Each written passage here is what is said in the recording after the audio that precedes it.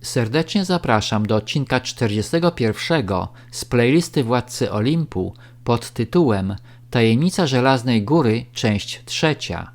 W poprzednim 40 odcinku opowiedziałem o treści raportu z Żelaznej Góry. W tym odcinku opowiem o wyjątkowo groźnym tworze Borgów z końca lat 80. XX wieku. Moi drodzy, w tym odcinku opowiem o kolejnej głowie hydry, która może być nawet groźniejsza od Złotej Głowy i z pewnością ma cechy nieśmiertelności, czyli stanowi wyjątkowe zagrożenie dla nas polskich obywateli. Ta głowa to nic innego jak Światowy Bank Ochrony Środowiska, którego nazwa nie ma nic wspólnego z celem, do którego została ona stworzona.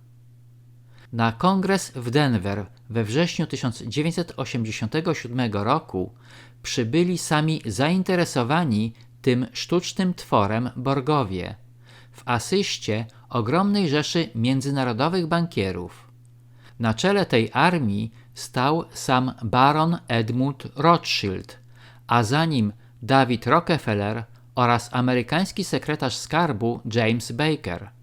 Dlaczego ci tak nieprawdopodobnie zajęci ludzie znaleźli aż 6 dni swojego cennego czasu, aby promować właśnie ochronę środowiska?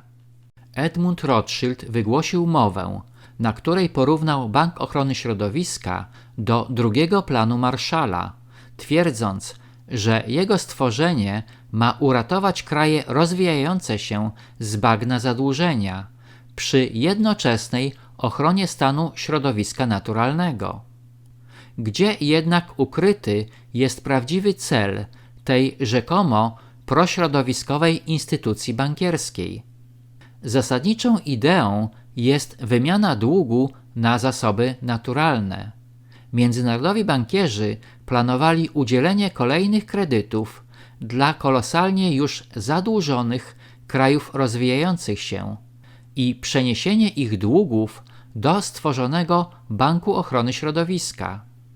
Zadłużone kraje miałyby wykorzystać zagrożone degradacją tereny ich kraju jako zastaw hipoteczny w celu otrzymania z owego pseudobanku kolejnych środków oraz wydłużenia terminu spłaty długów, a także możliwości skorzystania z tzw.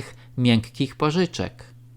Międzynarodowi bankierzy już podzielili świat między siebie, zakreślając tzw. obszar ekologiczny na terenie Ameryki Łacińskiej, Afryki i Azji.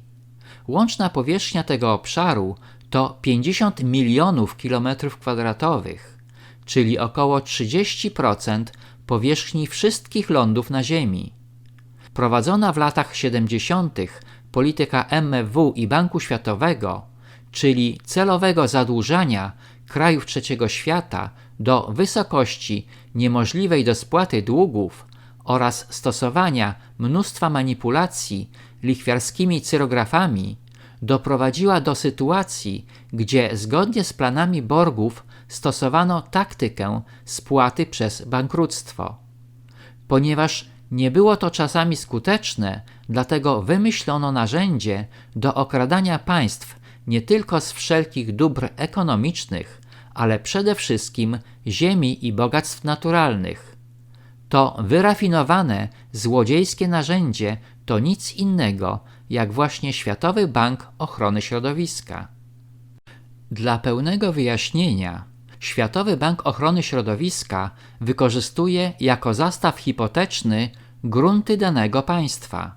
Jeżeli państwo to nie spłaciłoby zadłużenia, ziemia ta przechodzi zgodnie z prawem na własność banku, który kontrolują oczywiście międzynarodowi bankierzy. W ten sposób staliby się oni faktycznymi właścicielami i użytkownikami rozległych i żyznych terenów. Wysoki brazylijski urzędnik Ministerstwa Finansów dr José Pedro de Oliveira Costa po usłyszeniu od Rothschilda propozycji powołania Światowego Banku Ochrony Środowiska po nieprzespanej nocy doszedł do wniosku, że pomimo chwilowych korzyści z pożyczek bankowych, w dłuższej perspektywie Brazylia nie będzie w stanie spłacać pożyczek i w konsekwencji może utracić stanowiący zabezpieczenie hipoteczne w Banku Ochrony Środowiska jej klejnot w skali globu, czyli ziemię wokół Amazonii. Trzeba wiedzieć, że bank ten nie tylko używa ziemi jako zastawu hipotecznego, ale również zasoby wodne i podziemne surowce naturalne. Ze względu na prowokacyjne brzmienie nazwy Światowy Bank Ochrony Środowiska w 1991 roku zmieniono ją dla kamuflażu na Globalny Fundusz dla Środowiska. Ale dalej jest to ta sama potworna głowa hydry. Czyli kiedykolwiek i gdziekolwiek padną słowa, w których znajduje się nazwa ochrona środowiska, od razu powinna zapalić się czerwona lampka ostrzegająca o potencjalnym niebezpieczeństwie. Aby podane informacje były bardziej wiarygodne, posłużę się polską wersją tego banku. A mianowicie Bank Ochrony Środowiska, tak zwany BOŚ, ma swoich akcjonariuszy, a są to Narodowy Fundusz Ochrony Środowiska i Gospodarki Wodnej 58,05%, PFR Fundusz Inwestycyjny FIZAN 8,61%, Dyrekcja Generalna Lasów Państwowych 5,54%, co daje 72,19%. Brak informacji, kto posiada pozostałe 27,81%. Moi drodzy, jeżeli BOŚ jest tak jak przypuszczam, taki polski jak NBP, to jesteśmy w ogromnym kłopocie, do którego doprowadziły nas nie kto inny jak kolejne rządy III RP. Na tym zakończę odcinek 41 Władcy Olimpu, którym opowiedziałem o kolejnej głowie hydry.